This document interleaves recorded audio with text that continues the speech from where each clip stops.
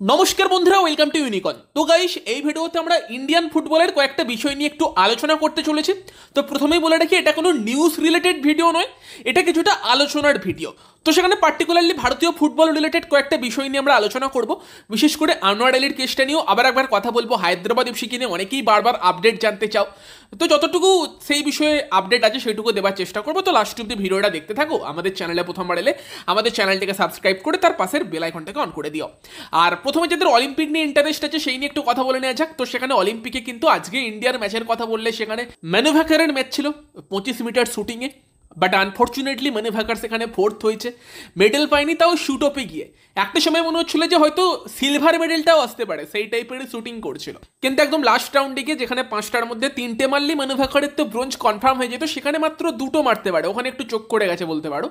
But তারপর shoot অফে যায়, shoot অফে গিয়েও কিন্তু ম্যানুফ্যাকচার হাঙ্গেরির এক শুটারের কাছে সেখানে হেরে যায় এবং 4 নম্বরে শেষ করে। 4 নম্বর পজিশনটা সব থেকে খারাপ পজিশন। এর আগেও অর্জুন বাবুতা তিনি শুটিংয়ে 4 নম্বরে শেষ করেছেন, মানে মেডেলের এত কাছে গিয়েও মেডেল না পাওয়া। তবে তারপরে ম্যানুফ্যাকচার যেটা করেছে এই টুর্নামেন্টে, তার জন্য আমরা প্রাউড ফিল করতেই পারি। 2টো ব্রোঞ্জ মেডেল অলরেডি জিতেছে এবং 3 নম্বরটাও প্রায় জিতে গিয়েছিল। এবং 2 নম্বর আজকে তার সাথে আর্চারির ম্যাচ ছিল, যদিও আর্চারি থেকে বিশাল এক্সপেকটেশন রাখছিলাম না, তবে দীপিকা কুমারী একটু আশা দিয়েছিল। কোয়ার্টার ফাইনালে গিয়ে কোরিয়ার আর্চারের কাছে হেরে যায়। এবার আর্চারিতে কোরিয়া তো আলাদাই মানে করে, সেখানে দীপিকা কুমারী সেখানে হেরে গিয়েছে। বাকি আজকে সেরকম ইম্পর্টেন্ট ম্যাচের কথা বলে, আজ রাত 12টা 5 থেকে নিশান দেবের বক্সিংয়ের কোয়ার্টার ফাইনাল ম্যাচ আছে, যেটা কিন্তু একটা গুরুত্বপূর্ণ ম্যাচ। তবে কালকে কিন্তু ইন্ডিয়ার জন্য ভীষণ কিছু গুরুত্বপূর্ণ ম্যাচ আছে, যেখানে কিন্তু গ্রেট ব্রিটেনের সঙ্গে ইন্ডিয়ার হকি টিমের কোয়ার্টার ফাইনাল আছে দুপুর 1:30 থেকে, ভীষণ গুরুত্বপূর্ণ ম্যাচ। এবং তার সঙ্গে লাক্সাসেনের ম্যাচ আছে 3:30 থেকে, টাইমিং ঠিক আছে সেই ম্যাচটার জন্য। এবং লাক্সাসেন ব্রিলিয়ান্ট খেলে সেমিফাইনালে গিয়েছে এবং তার সামনে কিন্তু অন্যতম বর্তমানে সেরা এক ব্যাডমিন্টন প্লেয়ার ভিক্টরের সঙ্গে ম্যাচ আছে। তো অবশ্যই দারুণ একজন প্লেয়ার আছে ল্যাক্সের সামনে, বাট ল্যাক্সে যেরকম খেলছে একটু তো আমরা আশা রাখতেই পারি, তাকে তো ফুল সাপোর্ট করবোই। ব্রিলিয়ান্ট খেলেছে সেখানে, কালকের ম্যাচের রেজাল্ট যাই হোক না কেন সে কিন্তু এখন অবধি অসাধারণ খেলেছে এবং কালকে ভিক্টরকে হারাতে পারলে তো গোল্ড অথবা সিলভার কিছুতে একটা আসছেই, সেটা আমরা বলতে পারি। আর তার সঙ্গে সঙ্গে কিন্তু তোমার লাভলিনা, তারও কিন্তু ম্যাচ আছে বক্সিংয়ে, কোয়ার্টার ফাইনালের ম্যাচ আছে, ওই 3টে থেকেই ম্যাচ আছে। এই 3টে গুরুত্বপূর্ণ ম্যাচ কিন্তু কালকেও আছে, আজকেও কিন্তু রাত্রিবেলা 12টা থেকে নিশান দেবের বক্সিংয়ে কোয়ার্টার ফাইনাল আছে। এই 4টে ম্যাচ আপাতত আমাদের অলিম্পিকে মেনলি নজরে আছে। বাকি কোথাও ভালো কিছু করলে তো আপডেট দিয়ে দেবো আমাদের টেলিগ্রামে। এবার যদি আমরা চলে যাই ফুটবল আপডেটসে ফার্স্টেই যে ক্লাবটাকে নিয়ে কথা বলতে হবে সেটা হচ্ছে হায়দ্রাবাদ এফসি। তো হায়দ্রাবাদ এফসি নিয়ে অনেকেই জিজ্ঞেস করো যে কি খবর, কি চলছে। তো হায়দ্রাবাদকে নিয়ে তো বলার মতো কিছু পজিটিভ আপডেট এতদিনে কিছুই আসেনি, সবগুলোই নেগেটিভ আসছিল, যে একের পর এক ট্রান্সফার ব্যান খাচ্ছে, লাস্ট মরসুম কাউকে বোধহয় টাকাই দেয়নি তারা। এবং সেখানে আবারও খারাপই আপডেট আসছে, সেটা হচ্ছে ডুরান্ড কাপে হায়দ্রাবাদ এফসি নিজেদেরকে রেজিস্টার তো করিয়েছিল, তবে হায়দ্রাবাদ ডুরান্ড কাপে নামানোর মতো টিমই জোগাড় করতে পারেনি, প্লেয়ার সাপোর্ট স্টাফ জোগাড়ই করতে পারেনি সেভাবে, যেই কারণে কিন্তু হায়দ্রাবাদ এফসি ডুরান্ড কাপ থেকে সরে গিয়েছে। এবং তাদের জায়গায় কিন্তু মেঘালয়ের ফুটবল ক্লাব রাংদাজিট ইউনাইটেড এফসি, তারা কিন্তু ডুরান্ড কাপে আসছে। ফলে কিন্তু এটাও হায়দ্রাবাদের জন্য খারাপ খবর, তারা ডুরান্ড কাপে খেলছে না এবং আইএসএলও তারা আদৌ খেলতে পারবে কিনা সামনের মরসুম, সেই নিয়ে কিন্তু যথেষ্ট সন্দেহ থাকছে। তো হতে পারে যে আইএসএল এ টিম বাড়লোই না, মোহামেডান আসছে, বাট উল্টো দিক থেকে হায়দ্রাবাদ তারা হয়তো আইএসএল এ খেলবে না, কারণ পজিটিভ তো কিছু নেই। তাদের যে টিম তৈরি হচ্ছে আইএসএল এ খেলবে, কিছুই তো হচ্ছে না। তো সেখানে বিশাল পজিটিভ কিছু না হয়ে গেলে আমি তো আপাতত কোনো হায়দ্রাবাদকে নিয়ে আশা দেখছি না যে হায়দ্রাবাদ সামনের মরসুমের আইএসএলেও খেলতে চলেছে। আর প্লেয়ারও তারা একের পর এক হারাচ্ছে, যেখানে কিন্তু ভিগনেস, অ্যালেক্স সাজি, তারা তো পিএসসিতে তোমার অ্যাপিল করেছে হায়দ্রাবাদ থেকে রিলিজ নেওয়ার জন্য। তো সেখানে তাদের ব্যাপারে এখনও পিএসসি সিদ্ধান্ত দেয়নি।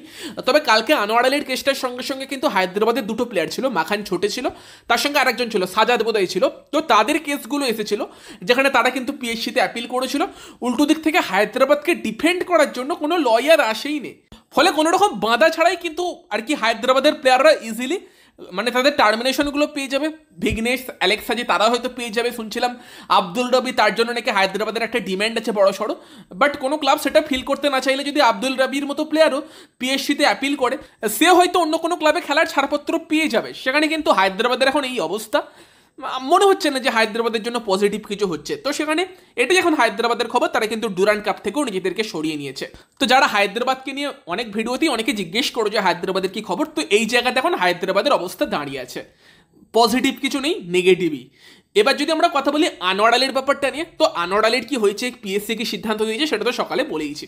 তবে আনোয়ার আলীর কেসটা নিয়ে যখনই ভিডিও বানাই, মোহনবাগান সমর্থকদের থেকেই কিছু কমেন্ট আছে, তারা বলে যে কি হবে বেকার রেখে দিয়ে আনোয়ারকে, এত ঝামেলা করে তো রেখে লাভ নেই, ছেড়ে দিক, মোহনবাগান ছেড়ে দিক, এত কেন আনোয়ারকে নিয়ে কথা হচ্ছে, আমাদের তো বাকি টিম এত ভালো টিম আছে, আমরা বাকি টিম নিয়ে দেখবো। তো এই কমেন্টটা অনেক মোহনবাগান সমর্থকদের থেকে আসে।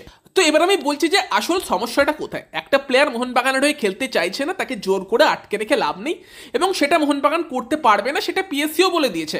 এবং মোহনবাগানও আনোয়ার আলীকে জোর করে আটকে রাখার চেষ্টা করছে না। কালকের যেটা পিএসসির মিটিং ছিল, সেখানে আনোয়ার আর আনোয়ারের লয়ার ছিল। আনোয়ার যদিও কোনো কথা বলেনি, বাট আনোয়ারের লয়ার কিন্তু এসে প্রথমেই বলে যে আনোয়ার আলী ইস্ট বেঙ্গলের প্লেয়ার। এটাই কিন্তু আনোয়ারের লয়ার বলেছে, যেখানে মোহনবাগানের তরফ থেকে বলা হয় যে তাদের মনে হয়েছে যে আনোয়ার আলীকে বাইরে থেকে ইনফ্লুয়েন্স করা হয়েছে, তাকে ভুল বোঝানো হয়েছে। তারা একবার আনোয়ারের মুখ থেকে শুনতে চায় যে আনোয়ার কি সত্যি মোহনবাগানে খেলতে চায় না, আনোয়ার কি বলছে সেটা আনোয়ারের থেকে জানতে চাওয়া হয়। বাট আনোয়ার কিন্তু সেখানে কোনো মুখ খোলেনি, চুপই থাকে। এবং সেখানে পিএসসি কিন্তু এটাই বলে যে আনোয়ার মুখ না খুললেও চলবে, যেখানে আনোয়ারের রিপ্রেজেন্টেটিভ আছে, আনোয়ারের লয়ার আছে, সে যেটা বলছে সেটাই আনোয়ারের কথা। সেই হিসেবে আনোয়ার আলী ইস্টবেঙ্গলের প্লেয়ার, এটা আনোয়ারের দিক থেকে বলা হয়েছে। এবং আনোয়ার যে লেটারটা বা যে লিখে যেটা পিএসসিতে পাঠিয়েছিল, সেখানেও আনোয়ার আলী সেটাই মেনশন করেছে, আমি ইস্টবেঙ্গলে সাইন করেছি, প্রি কন্ট্রাক্ট সাইন করেছি। তো সেখানে যখনই আনোয়ারের দিক থেকে বলা হচ্ছে যে আমি ইস্টবেঙ্গলে সাইন করেছি, ইস্টবেঙ্গলে খেলতে চাই, সেখানে মোহনবাগানও কিন্তু তাকে আর জোর করেনি সেই ব্যাপারটায়। এবং যেটা সকালে বললাম যে পিএসসিও কিন্তু বলেছে যে একটা প্লেয়ারের ওটা লাইভলিহুডের ব্যাপার, সে যদি একটা ক্লাবে খেলতে না চায় তাকে জোর করে খেলানো যাবে না, মোহনবাগানকে এনওসি দিতে হবে। তো সেইখানে দাঁড়িয়ে এবার ব্যাপারটা হচ্ছে মোহনবাগান আনোয়ারকে জোর করে রাখবে না, যেটা বলছে যদি যেতে চাইছে ছেড়ে দেখ, সেটা ছেড়ে দেবে।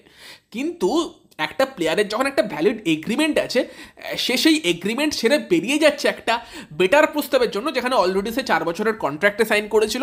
এবং মোহনবাগান 2 কোটি টাকা দিল্লি এফসিকে যে ট্রান্সফার ফি দিয়েছিল, সেটা এই 4 বছরের জন্য ট্রান্সফার ফি 2 কোটি টাকা দিয়েছিল, 1 বছরের জন্য না, 4 বছরের ট্রান্সফার ফি মোহনবাগান দিল্লি এফসিকে দিয়ে দিয়েছে। সেখানে আনোয়ারকে এমনি এমনি ছেড়ে দেওয়াটা যেমন ফাইন্যান্সিয়ালি মোহনবাগানের দিক থেকে লস, তার সঙ্গে সঙ্গে যদি ছেড়েই দেয়, সেখানে তো অন্য যে কোনো প্লেয়ার যে কন্ট্রাক্টে একটা সাইন করেছে, সে যদি অন্য কোনো ক্লাব থেকে ভালো টাকার প্রস্তাব পায়, সে তো এটাই করবে যে আমি আমার কন্ট্রাক্ট টার্মিনেট করে দিলাম, আমি এই ক্লাবে যাচ্ছি। সেটা তো কখনোই ক্লাবের জন্য ভালো নয়। সে তো ক্লাব যখন তখন যে কোনো প্লেয়ারকে হারিয়ে ফেলতে পারে। যেমন আনোয়ারকে প্ল্যানিংয়ে নিয়ে মোহনবাগান এগোচ্ছিল এই মরশুম। এখন আনোয়ার চলে গেলে আনোয়ারের প্রপার বিকল্প কিন্তু মোহনবাগানের কাছে নেই।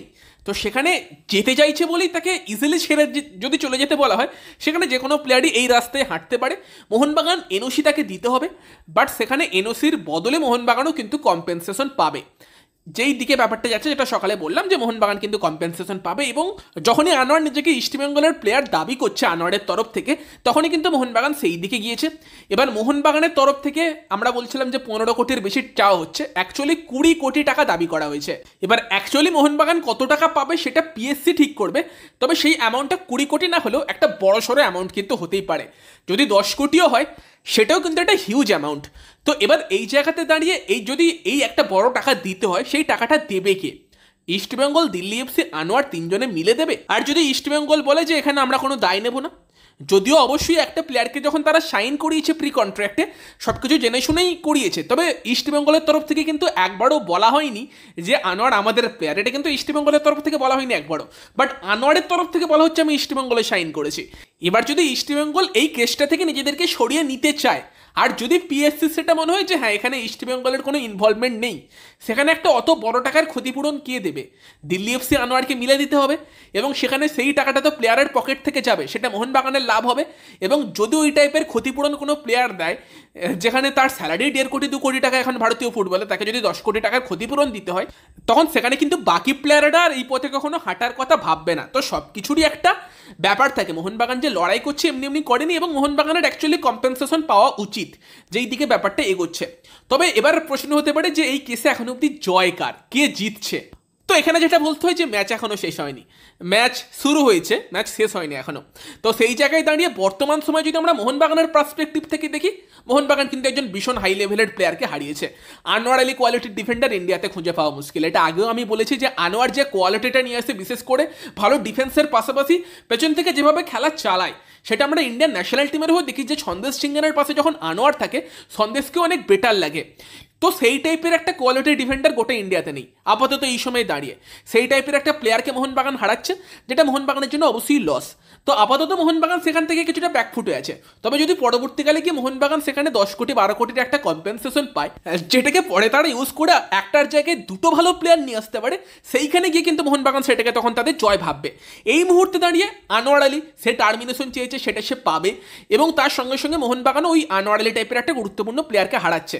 সেখানে আপাতত মোহনবাগান ব্যাকফুটে আছে। তবে বললাম না, ম্যাচ এই শুরু হয়েছে, ফলে কিন্তু যখন কম্পেনসেশনের অ্যামাউন্ট আসবে বা তার সঙ্গে যদি আনোয়ার আলীর মতো প্লেয়ার ব্যান খেয়ে যায়, দিল্লি এফসি তারা যদি ব্যান খায়, ইভেন ইস্ট বেঙ্গলও কিন্তু ট্রান্সফার ব্যান খেতে পারে, যদি সেইগুলো হয় সেখানে মোহনবাগান কিন্তু নিজেদেরকে সেই জায়গা থেকে জয়ী ভাবতেই পারে। তবে সেই সব নিয়ে এখনো সিদ্ধান্ত আসেনি। এই মুহূর্তে দাঁড়িয়ে আনোয়ার আলীর পরিবর্তে ভাবতে হবে মোহনবাগানকে, আনোয়ার আলীকে ছাড়াই প্ল্যানিং করতে হবে। এবার আনোয়ার আলীর বিকল্প কারা হতে পারে, এই মুহূর্তে দেখো প্রীতম কোটালকে তো একটা টার্গেট করার চেষ্টা চলছে, প্রীতম কোটালকে আনার চেষ্টা চলছে। দেখো সেরকম পারফেক্ট বিকল্প কেউ নেই, যেটা আগেই বললাম যে আনোয়ার লেভেলের প্লেয়ার খুঁজে পাওয়া মুশকিল, বাট প্রীতম কোটাল সে এলে তাকে দিয়ে ম্যানেজ করা সম্ভব। এবার অবভিয়াসলি লাস্ট মরশুমটা হয়তো প্রীতম কোটালে সেই রকম যায়নি, সেরকম খেলেনি, বাট প্রীতম তার আগের মরশুম কিন্তু মোহনবাগানের হয়ে যথেষ্ট ভালো ডিফেন্স সামলেছিল, যেখানে মোহনবাগান 2022-23 যে আইএসএল ট্রফিটা জিতেছিল, সেটা জেতানোর পেছনে কিন্তু প্রীতম কোটালের একটা বড় ভূমিকা ছিল। তবে সেখানে প্রীতম কোটাল তো অবশ্যই একটা অপশান হতে পারে, যে এএফসিতে 2 ফরেন ডিফেন্ডারের সঙ্গে যাওয়া আর আইএসএলে প্রীতমকে ইউজ করা, সেটা একটা অপশান হতে পারে। বাকিদের মধ্যে বলতে গেলে চিংলেন সানা সিং তাকে ট্রাই করতে পারে, যদিও ব্যাঙ্গালোর এফসি ছাড়তে আগ্রহী হবে কিনা জানা নেই। বাট এই মুহূর্তে দাঁড়িয়ে কিন্তু রাহুল ভিকে জোভানোভিচ সেই কম্বিনেশনটাই ব্যাঙ্গালোর এফসি তাদের সেন্টার ব্যাক হিসেবে নিয়ে যাচ্ছে। তবে যেহেতু ব্যাঙ্গালোর এফসি কোনো ফরেন সেন্টার ব্যাক ব্যাকআপ হিসেবে নেয়নি, সেখানে সানাকেই তারা as a backup centre back রেখেছে। তারা সানাকে ছাড়তে আগ্রহী হবে কিনা সেই নিয়ে প্রশ্ন থাকছে। বাকিদের মধ্যে বলতে গেলে সন্দেশ চেঙ্গেন গোয়ার সঙ্গে কন্ট্রাক্টেড ইনজিওর্ড, সেই অপশানের দিকে হয়তো মোহনবাগান যাবে না। অ্যালেক্স সাজিকে ট্রাই করতে পারে, যার উপর ইস্ট বেঙ্গলেরও ইন্টারেস্ট আছে, এবং অ্যালেক্স সাজিও পিএসজিতে কিন্তু মানে অ্যাপিল করছে, সেখানে সেও কিন্তু সেখান থেকে এনওসি পেয়ে যেতে পারে। অ্যালেক্স সাজিও কিন্তু একজন ব্রিলিয়ান্ট ডিফেন্ডার, যার মধ্যে ট্যালেন্ট আছে, তাকে কিন্তু মোহনবাগান ট্রাই করতে পারে, তাকে নিয়ে আসার চেষ্টা করতে পারে, সে একটা ভালো অপশান হতে পারে। বাকি নিজেদের রিজার্ভ বেঞ্চের দিকে তাকালে মোহনবাগান সুমিত রাঠিকে দেখতে পাবে, যার নামটা হয়তো অনেকেই বলবে, বাট সুমিত রাঠি সত্যি বলতে কি সেভাবে সুযোগ যেরকম পায়নি রেগুলারলি, তবে যতবার আবার সুযোগ পেয়েছে খুব যে ইমপ্রেসিভ কিছু করেছে সেরকমটা না। তো সেখানে সুমিত রাঠির অপশানটা বাদই রাখতে পারো। তবে দীপেন্দু বিশ্বাস লাস্ট মরশুম যতটুকু তাকে দেখেছিলাম ভীষণ ইমপ্রেসিভ ছিল, সে কিন্তু একজন খুব ভালো অপশান হতে পারে, তাকে ট্রাস্ট করতে পারে। দীপেন্দু কিন্তু একটা খুব ভালো অপশান হতে পারে। হোপফুলি দীপেন্দু লাস্ট মরশুমে যেরকম খেলেছিল, যতটুকু খেলেছিল, যদি সুযোগ পায় সেই খেলাটা ধরে রাখতে পারবে। ইন্ডিয়ান প্লেয়ারদের একটা প্রবলেম কি হয়, একটা মরশুম খুব ভালো পোটেন্সিয়াল দেখায়, তবে পরের মরশুম হুট করেই সেই খেলাটা আবার হারিয়ে যায় তাদের থেকে। তো হোপফুলি দীপেন্দু সেটা করবে না, যখন সুযোগ পাবে ভালোই খেলবে, সেটা আমরা আশা করতে পারি। তো আপাতত অপশান এইগুলোই আছে, এবং সেখানে দেখা যাক মোহনবাগান কিভাবে ম্যানেজ করে ব্যাপারটাকে। বাকি তোমাদের মতামত এই বিষয়ে জানিও। ভিডিওটা ভালো লাগলে ভিডিওটাকে লাইক করে দিও, শেয়ার করে দিও। আমাদের চ্যানেলে প্রথমবার এলে আমাদের চ্যানেলটাকে সাবস্ক্রাইব করে তার পাশের বেল আইকনটাকে অন করে দিও। তো চলো গাইস, সেই ভিডিওতে এই পর্যন্তই, বাই বাই।